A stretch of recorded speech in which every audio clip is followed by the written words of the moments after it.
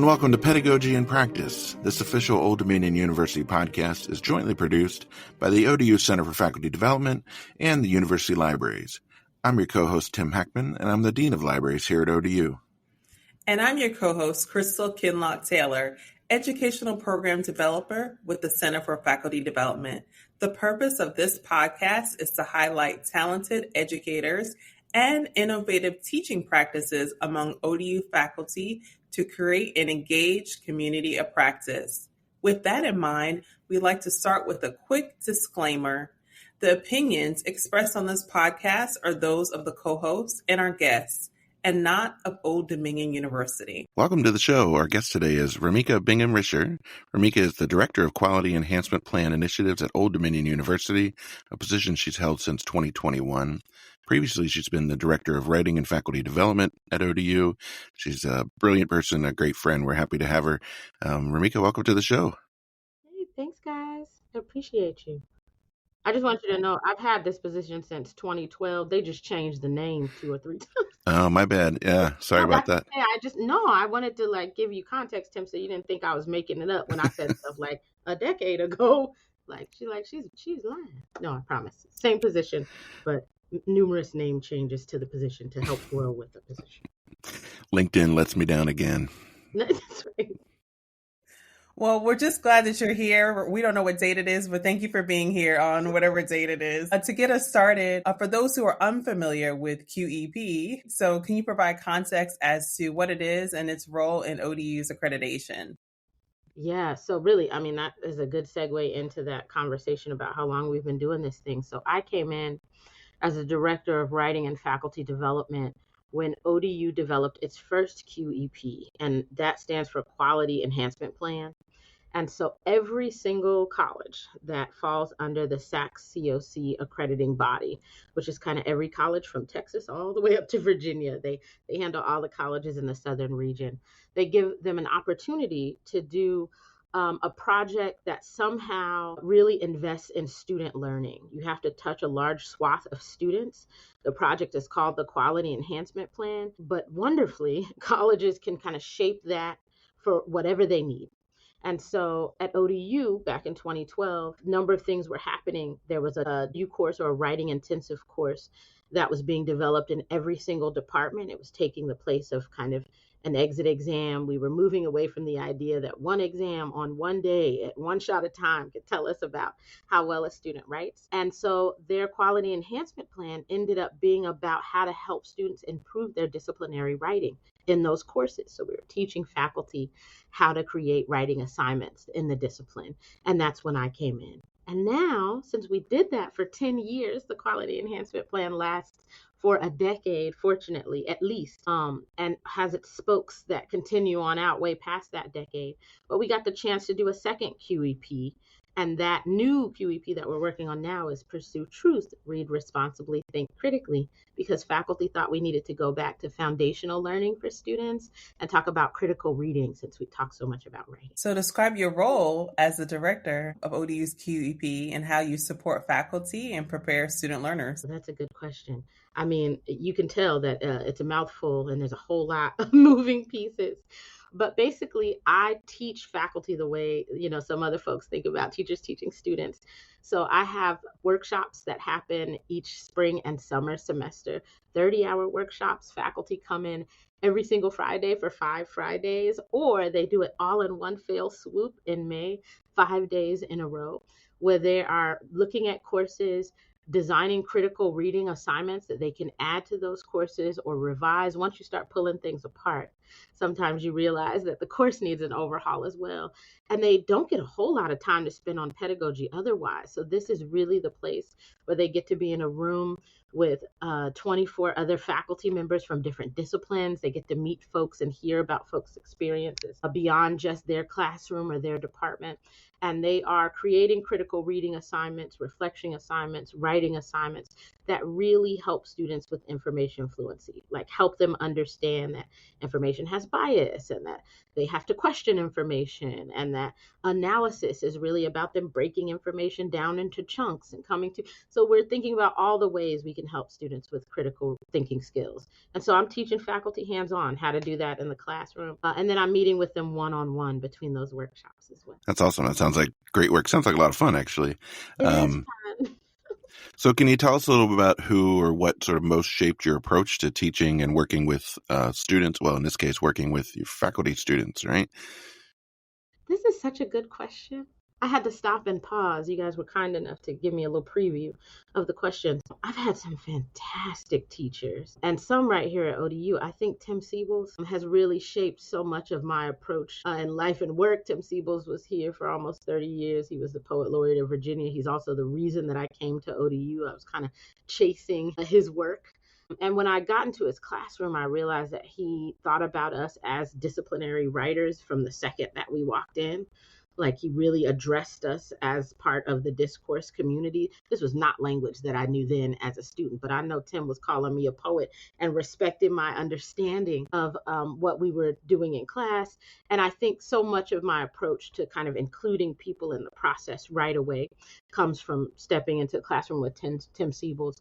There's also a dear friend of mine, Matilda Cox, was my very first English teacher here at ODU. And she was an English teacher and she was teaching adjunct because she was a full-time advisor at ODU.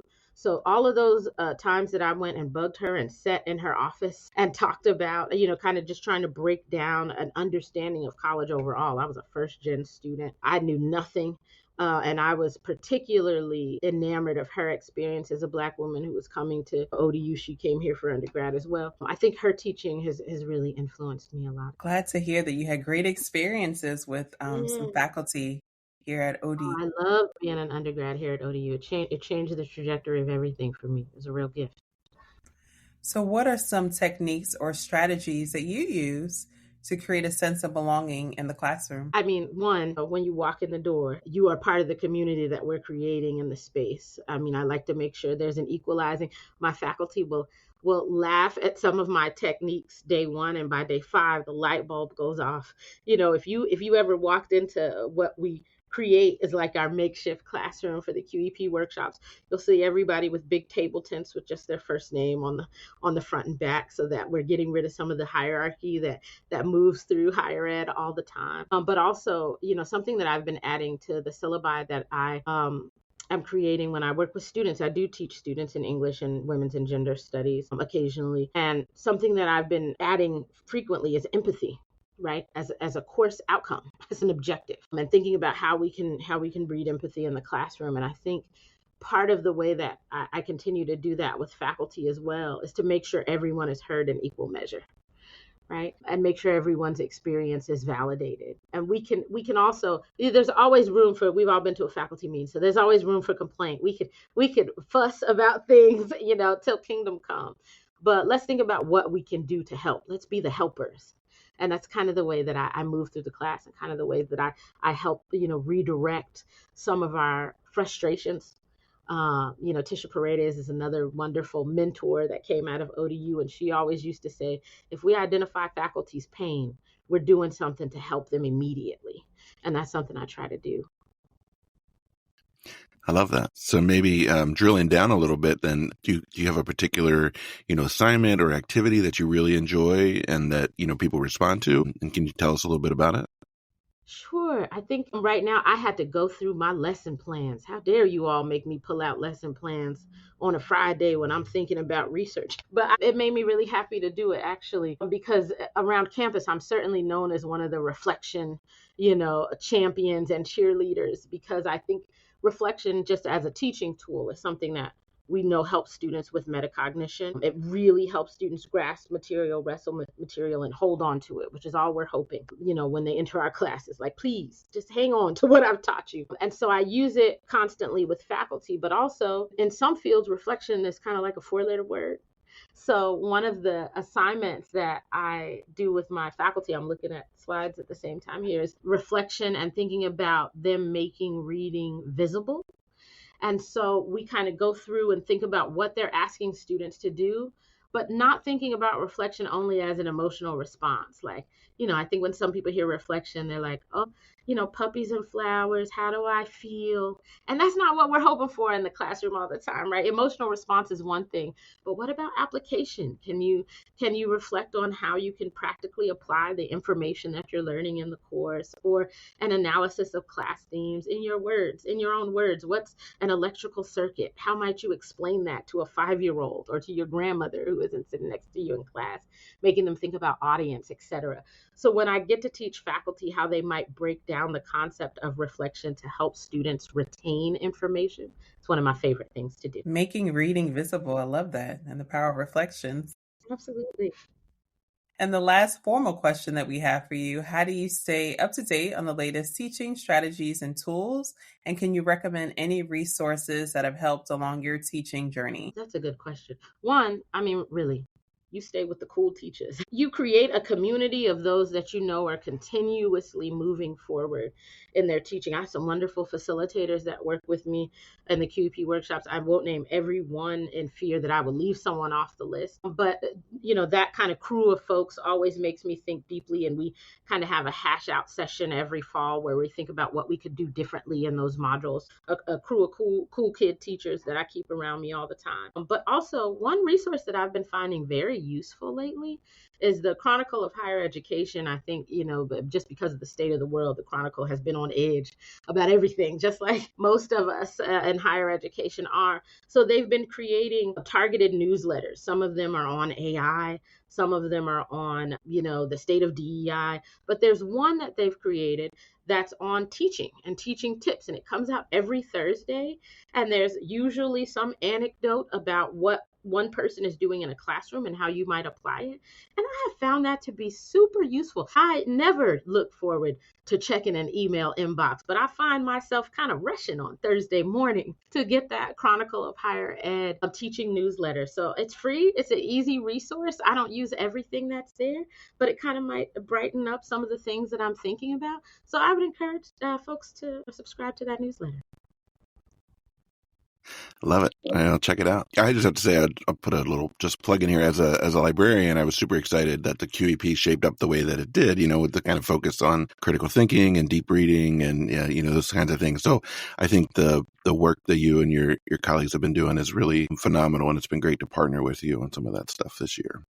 Thank you so much. Really and truly, Tim, the librarians have kind of been my lifeline at every step of both of these QEPs. And, little known fact, but Lucy Whitcower, one of your librarians, was on the team that developed the proposal that actually led to this QEP. So really, our librarians are thinking deeply about the way that we can continue to engage students in critical thinking and student learning. So I thank them to no end.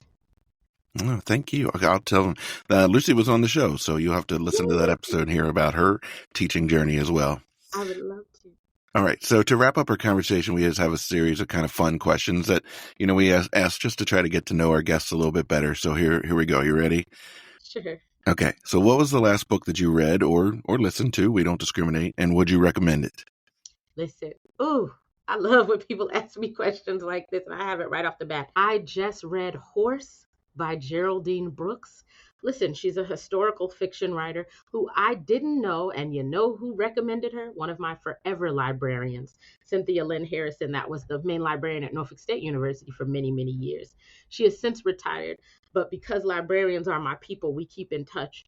And she, out of the blue, said, listen, I don't know if you know this writer, but she was looking at my book of poems that came out last year, lots of historical work, lots of research, archival work. And she was like, I think you would love this book. And Geraldine Brooks has turned my head all around. So now I'm going back through her whole back list of books. So Horse by Geraldine Brooks. Please go read it. It's fantastic. All right. Yeah, I just looked it up. It looks great. Yeah. She won the Pulitzer Prize in 2000. Yeah, her book March won the Pulitzer 2005. Prize. And so that's the one that I'm reading now. It's literally in my purse. Well, we'll have to have you back and talk about that book next time. So how do you unwind after a long day other than reading Geraldine Brooks? Right. That really, reading is it. I love a good nap. Listen, I can take a 20-minute and feel like my life is so much better. Dancing to Beyonce in the kitchen, if I can force my grandbaby to dance with me, I don't have to force him. That baby will dance to anything. But if I can get a good, sock dance around the kitchen going, that's a fantastic stress reliever. Get your exercise in that way too. Hey, That's right. good. I love it. And the last one is, what do you like best about your role in your work as an educator? I really, it is fun work to get to see folks' eyes light up, especially if they've been teaching a course for a long time and they have this issue that they just can't seem to fix on their own, or just haven't thought of ways that other people might have approached it. To get to see them excited and re-energized about stepping into the classroom, really, there's little greater joy than that. Well, thank you for sharing joy and happiness on this podcast, Remica. We appreciate you. I appreciate you guys. Thank you so much. Thank you to our listeners. We hope everyone has an amazing day.